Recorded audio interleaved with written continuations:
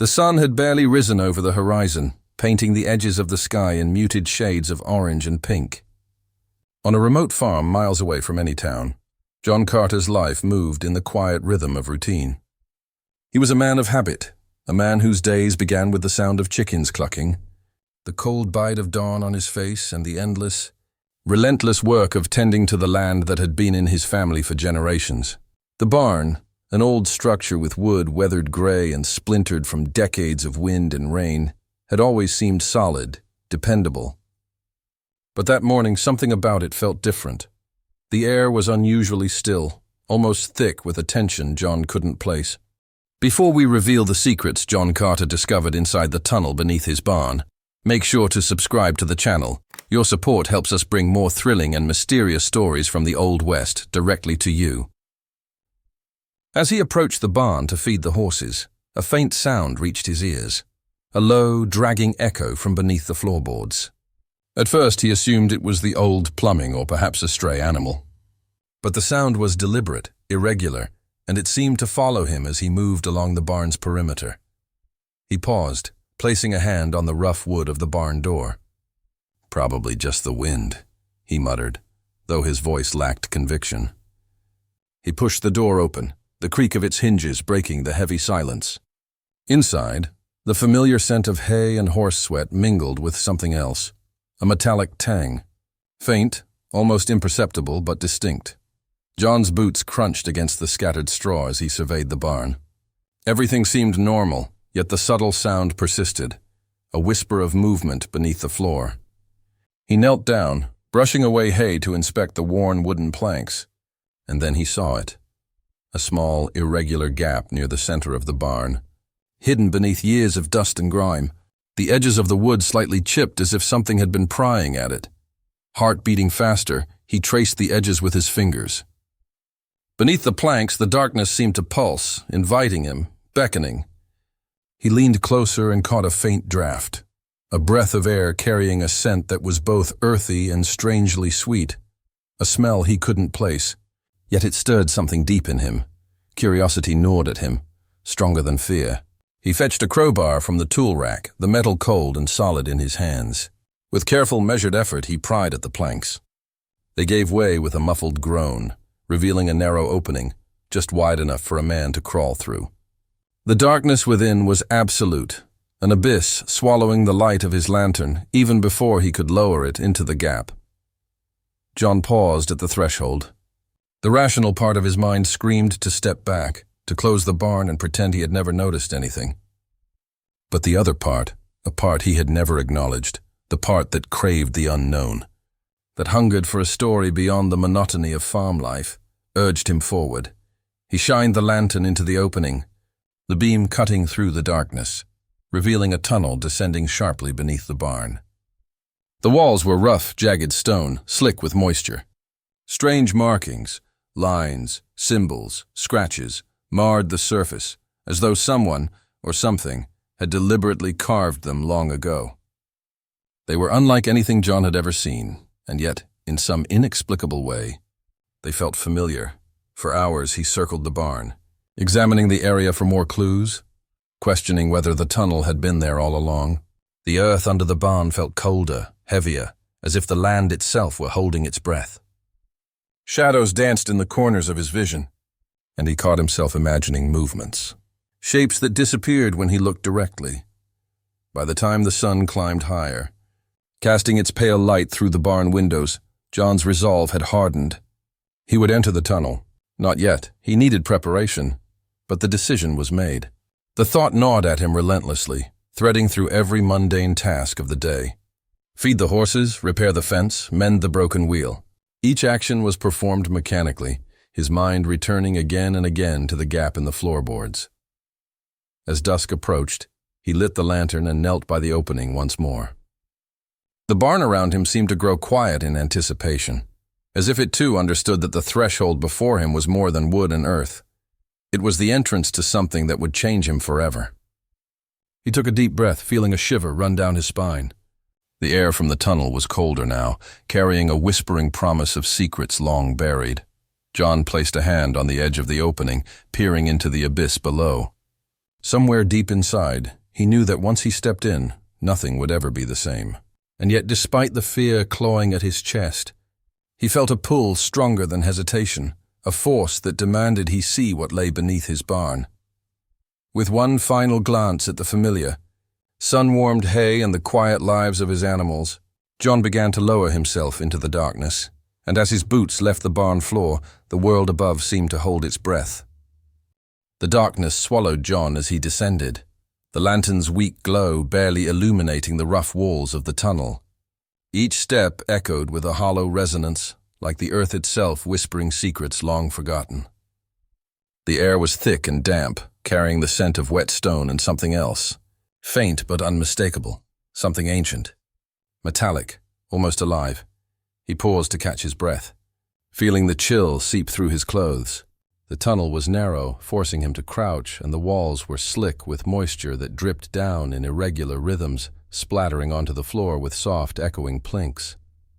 Strange symbols etched into the stone seemed to shift under the lantern's beam. Lines and angles that had been static when first seen now writhed subtly, like the marks themselves were breathing. As he moved deeper, he noticed the temperature drop further, the air growing colder with each step. Shadows stretched unnaturally across the walls, elongating and twisting in ways that defied logic. Occasionally he thought he saw figures in the periphery, human shapes that vanished the moment he focused on them. The instinct to turn back fought against the pull of curiosity, and a sense of unease settled deep into his bones. Halfway down the tunnel, John stumbled upon the first artifact. A rusted metal box, almost entirely encrusted with mud and age, lay half-buried in the stone floor. The markings on it were eerily similar to those on the tunnel walls. He hesitated, then pried it open with his hands, revealing a collection of objects. Small bones, fragments of glass, and scraps of paper with indecipherable writing.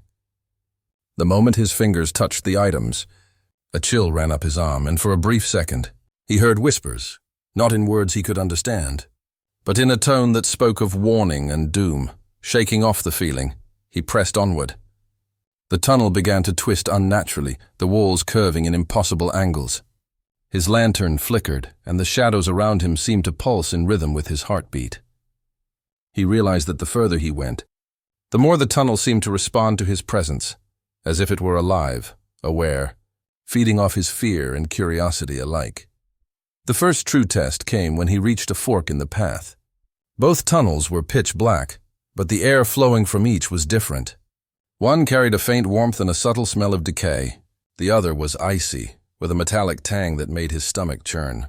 He hesitated, feeling the weight of choice pressing down. The rational mind screamed to choose the warmer path, to turn back entirely, but a strange compulsion drew him toward the icy passage. Step by step, John moved forward, and the world around him began to change. The walls seemed closer now, pressing in, and the floor beneath his boots became uneven, like walking on bones rather than stone. Every sound, the drip of water, the scrape of stone against stone, echoed unnaturally as if multiplied a dozen times. The tunnel's twists began to disorient him. He could no longer tell which direction he had come from. Time itself seemed to stretch and bend, moments dragging into minutes, minutes into hours, until he could no longer gauge whether he had been crawling for an hour or a lifetime. Then came the first hallucinations, or perhaps visions. Shadows at the edge of the lantern's light became faces, familiar yet impossible. He saw a younger version of himself standing in the barn, smiling, waving. Then the faces shifted. Loved ones he had lost, animals he had buried, strangers whose names he had forgotten. They whispered to him, voices overlapping in a chorus of accusation and longing. John stumbled, nearly dropping the lantern.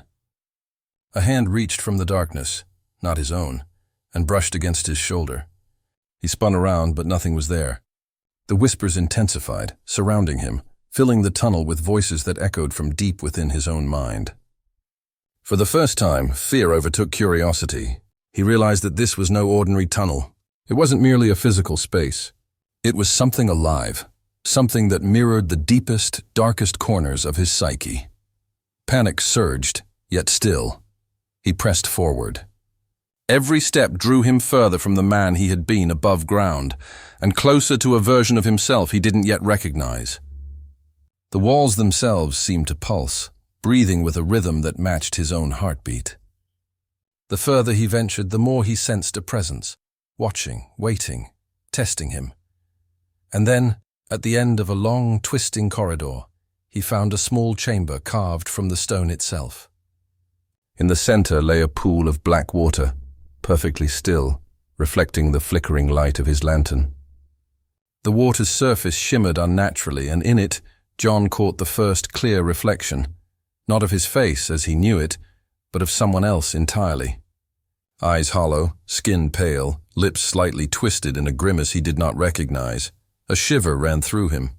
The tunnel had revealed a truth he had not yet understood. Once you step inside, you are never truly alone, and the darkness does not simply conceal, it transforms. John knelt by the pool, peering closer.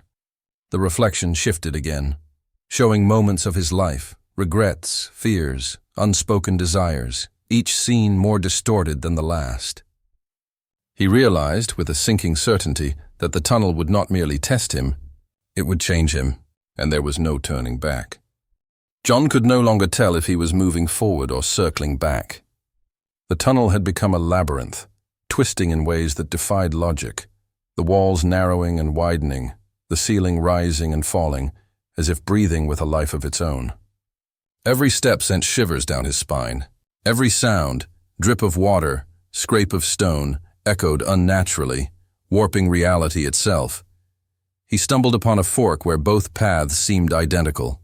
A strange compulsion drew him left, though his mind screamed otherwise. As he walked, the air thickened, growing dense, almost viscous. He began to hear his own heartbeat amplified, pounding in his ears, mixing with whispers that no longer seemed external. They came from within him. Voices of doubt and fear, accusing him of sins he had tried to bury. The tunnel seemed alive, responding to his thoughts. Shadows twisted into shapes he knew all too well. Moments from his past, people he loved and lost, animals he had cared for, all distorted and warped. He saw the barn from above, his hands dirty with hay and blood. Not real blood, he told himself, but the image felt painfully tangible. A memory of his father scolding him, a lost friend's face in anguish, his mother's voice calling him to dinner. It all merged, overlapping, creating a tapestry of guilt and regret.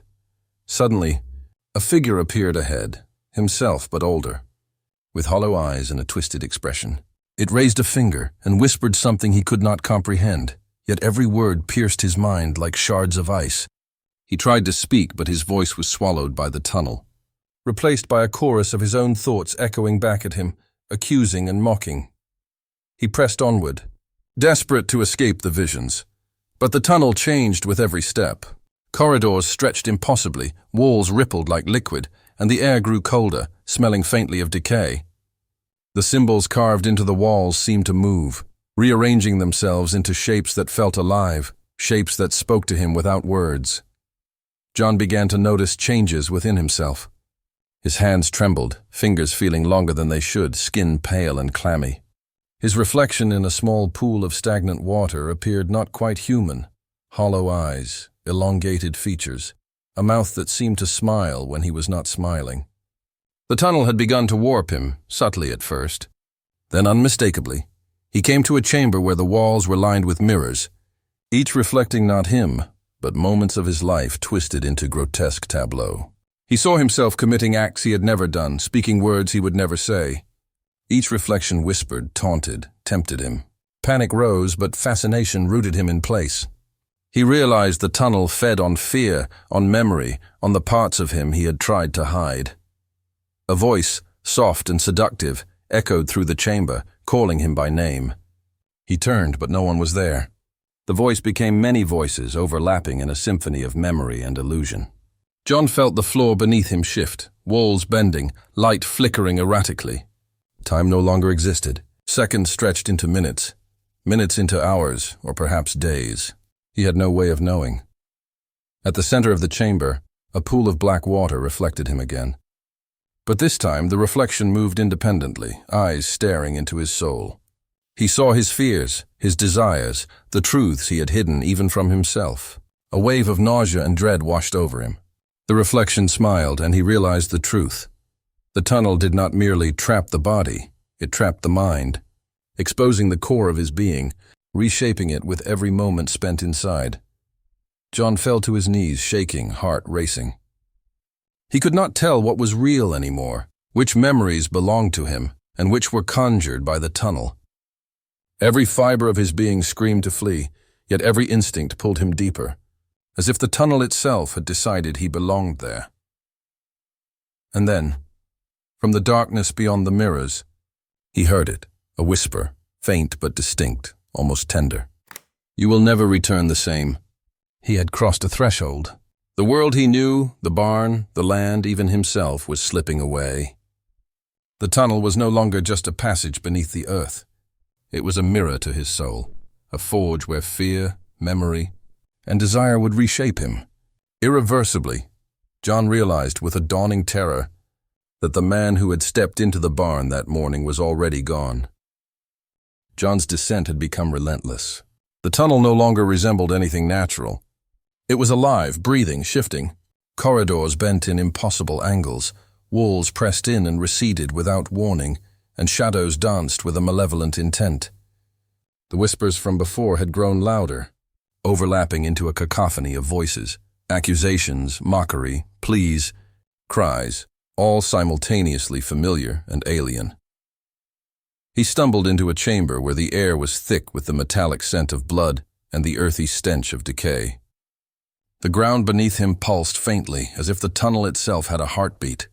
The walls were covered in scratches, deep and deliberate, forming symbols that seemed to crawl along the surface. Each symbol felt personal, tailored to his deepest fears and regrets. The tunnel tested him in ways that defied logic. John saw doors appear in the walls, each leading to scenes of his life, but twisted. One door revealed a vision of the barn burning while he stood helpless. Another showed a family he had never had, screaming in agony, accusing him of betrayal. Every door was a choice, yet every choice led to terror. His body began to betray him. His limbs felt heavier, muscles twisting unnaturally, as if the tunnel were reshaping him from the inside. His reflection in a small pool of stagnant water revealed a man no longer human, eyes sunken and hollow, skin pale and stretched, features subtly distorted. The whispers called him by names he had never known, each one eliciting a pang of fear, desire, or grief. Time had ceased to exist. Minutes, hours, or days, he could no longer tell, blurred into one continuous moment of trial. The tunnel seemed to feed on his endurance, each step deeper, draining his strength yet compelling him onward. He encountered entities that emerged from the darkness, shadowed figures, twisted reflections of his own self, creatures that moved in impossible ways. They offered no harm but demanded attention, each glance searing into his consciousness, each encounter stripping him of certainty. John realized he could not fight the tunnel. Resistance was futile. Every attempt to escape only led him deeper, into chambers more elaborate and more grotesque than the last. He saw his past sins and failures magnified, mistakes he had forgotten, moments of cowardice, times he had hurt those he loved, and times he had been hurt himself. The tunnel stripped him bare, exposing his soul, forcing him to confront the darkness he had carried within him for a lifetime. At the nadir of the labyrinth, John reached a massive cavern. The ceiling arched impossibly high, dripping with water that fell into pools that reflected scenes from his life, some real, some imagined. At the center of the cavern was a pedestal, upon which rested a mirror larger than any he had seen before. The surface shimmered as if liquid, yet reflected more than mere appearance. He approached cautiously. The reflection that met his eyes was horrifying yet mesmerizing. It was himself, yet not. The man in the mirror moved independently, smiling, whispering promises of power, understanding, and release from fear. The reflection gestured, inviting him to step closer, to merge with what the tunnel had become. Fear gripped him, but curiosity, a force stronger than survival, propelled him forward. As he touched the mirror, the chamber shuddered. The tunnel seemed to pulse violently, walls quivering, water rippling. In that instant, John understood. The tunnel did not merely show him who he was. It had begun to remake him. Pain shot through his body as if his very bones were being rewritten. The whispers escalated into a roaring storm, voices screaming in joy and agony. Every memory, every fear, every desire was twisted and folded into a new, unrecognizable form. He screamed, yet the sound was swallowed by the tunnel, replaced by the echo of his own altered mind. When the storm of transformation subsided, John stumbled away from the mirror. The man who had entered the tunnel that morning was gone. In his place was something new, something altered, his body slightly changed, his mind sharper, darker, yet haunted. He had survived, but the cost was everything he had known of himself. The tunnel hummed around him, silent now but watching, waiting. And deep inside, John knew the truth. There was no turning back. Whatever awaited above ground, whatever awaited in the sunlight, he would never again be the man who had discovered a simple gap beneath his barn. The ascent from the tunnel was different. There was no sense of relief, no expectation of daylight. Each step toward the barn floor was weighted, as if the darkness itself clung to him, whispering its presence into every nerve. The walls no longer twisted or pulsed, yet the memory of their malice lingered, a shadow behind his eyes. He emerged into the barn at last, but the familiar smell of hay, leather, and horses seemed muted, almost unreal. He blinked, adjusting to the sunlight that streamed through the windows. The farm looked unchanged, yet it felt alien, distant. Every sound, birds, wind, the low murmur of the horses, sounded distorted, like echoes filtered through a veil of memory and nightmare. John staggered to his feet, feeling the heaviness in his limbs, the subtle differences in his reflection in the polished wood of the barn. His eyes, once clear, now held shadows deep as the tunnel itself. His movements carried a strange precision, almost unnatural. Stepping outside, he expected relief, perhaps recognition from the animals or the empty fields he had tended for decades. But the world seemed to recoil from him. The horses shifted nervously, sensing something inhuman. The wind whispered across the fields in a way that sounded almost like laughter. He realized with dawning horror that he had returned, but not entirely. Some fragment of him had remained below, reshaped and corrupted by the tunnel's depths. Memories of the tunnel haunted him, vivid and unshakable. He could feel the pulse of the walls in his own chest, the echoes of whispers crawling through his mind at night. Sleep offered no escape. Dreams merged with reality, and sometimes, in the corner of his eye, he swore the shadows moved with intent. He avoided the barn when possible, yet a part of him longed to return, to descend again, to confront or succumb to the darkness that had rewritten him. Days passed, and the world above ground seemed too bright, too ordinary. Faces of neighbors, friends, and strangers appeared distorted in his mind, their voices tinged with the same whispering cadence of the tunnel. Even simple routines, the feeding of animals, repairing fences, tending the fields, felt hollow, as if performed by someone else entirely. John Carter, the man who had lived here in simplicity and monotony, had vanished, and yet sometimes he caught glimpses of himself in reflective surfaces, a lantern, a pool of water, a broken pane of glass, and saw the subtle but undeniable signs of the transformation. His eyes betrayed knowledge no one else could understand. His hands bore small marks, scars or perhaps impressions of symbols from the walls deep below. He tried to explain it, to articulate the horror and wonder he had witnessed, but words failed him. No one could comprehend the full weight of what he had endured. The barn loomed behind him, silent, ordinary, yet alive in a way no one could perceive. He knew, deep within, that the tunnel had not released him completely. Somewhere beneath the floorboards it waited, patient, aware, and connected to the fragment of himself it had claimed. John walked across the fields, the sun high but dim, each step measured, each breath heavy. The man who entered the tunnel that morning no longer existed. He had returned to the world above, yet he was forever a creature of both light and shadow, straddling the line between reality and the abyss he had survived. And in the quiet of the evening, when the wind stirred the tall grass and the barn seemed to sigh, John knew the truth. He had found something unimaginable beneath his own home, something that would haunt, guide, and change him for the rest of his days. He had returned, but he would never, ever be the same.